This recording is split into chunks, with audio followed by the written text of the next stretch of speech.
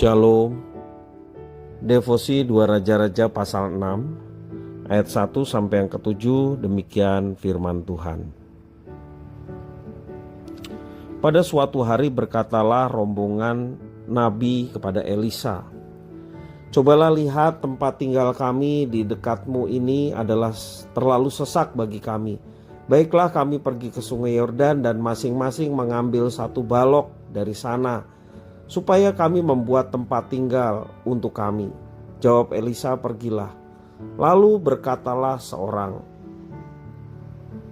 "Silakan ikutlah dengan hamba-hambamu ini." Jawabnya, "Baik, aku akan ikut." Maka ikutlah ia dengan mereka. Setelah mereka sampai ke sungai Yordan, mereka pun menebang pohon-pohon. Dan terjadilah ketika seorang sedang menumbangkan sebatang pohon, jatuhlah mata kapaknya ke dalam air. Lalu berteriak-teriaklah ia, "Wahai tuanku, itu barang pinjaman." Tetapi berkatalah abdi Allah, "Kemana jatuhnya?" Lalu orang itu menunjukkan tempat itu kepadanya. Kemudian Elisa memotong sepotong kayu, lalu dilemparkannya ke sana. Maka timbullah mata kapak itu dibuatnya. Lalu katanya, "Ambillah." Orang itu mengulurkan tangannya dan mengambilnya. Demikian firman Tuhan. Kita kadang merasa tidak enak hati untuk meminta bantuan Tuhan Allah untuk masalah yang terlalu sepele. Ada seorang pengkhotbah, penginjil besar bernama Charles Spurgeon. Charles Spurgeon pernah memberikan pertanyaan yang tepat sekali. Pertanyaannya adalah, apakah ada hal yang besar bagi Allah? Rombongan nabi mau memperluas tempat tinggal mereka yang sudah terlalu sesak.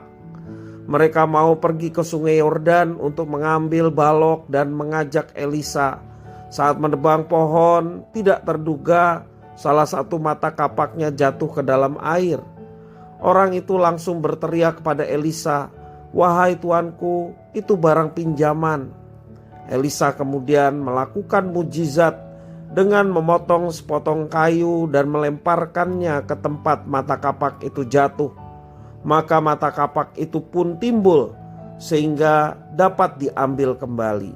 Itulah mujizat yang terjadi. Sepertinya kisah ini bukan bertujuan utama untuk mengisahkan pembangunan tempat tinggal rombongan nabi, karena kemudian tidak ada kisah kelanjutan pembangunan rumah tersebut. Melainkan kisah ini terutama untuk menceritakan bagaimana Tuhan Allah melalui Nabi Elisa yang disebut sebagai abdi Allah itu mendapatkan kembali mata kapak yang sudah jatuh ke dalam air. Tentu mata kapak pada zaman itu berharga, apalagi itu adalah barang pinjaman, dan tersirat rombongan nabi itu tidak mempunyai dana untuk menggantinya. Tetapi Elisa adalah nabi yang begitu besar, dan ternyata Tuhan Allah menugaskannya untuk mencari mata kapak.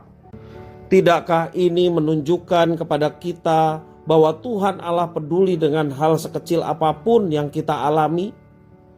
Tuhan Allah bukan hanya peduli dengan hal yang besar, seperti hal yang bersifat internasional, peperangan bangsa-bangsa misalnya, ataupun masalah nasional, keadaan kerajaan Israel dan Yehuda. Alkitab mengajarkan kepada kita bahwa Tuhan Allah juga sangat peduli dengan hal yang kecil, hal yang sehari-hari terjadi dalam kehidupan kita sebagai umatnya. Seperti ketika kita mengalami kehilangan barang, ataupun kita mengalami kesulitan-kesulitan dalam menjalani kehidupan.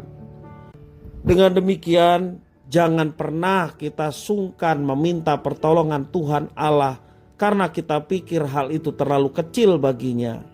Bersyukurlah juga sebab kita boleh datang kepadanya dalam hal sekecil apapun.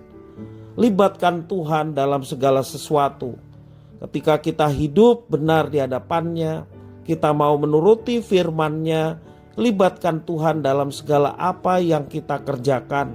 maka kita akan melihat campur tangan Tuhan yang berkuasa bekerja melalui segala sesuatu yang kita alami. Dan percayalah, kalau Tuhan bertindak, Tuhan bekerja, selalu mendatangkan yang baik bagi setiap umat yang mengasihinya. Tuhan Yesus memberkati.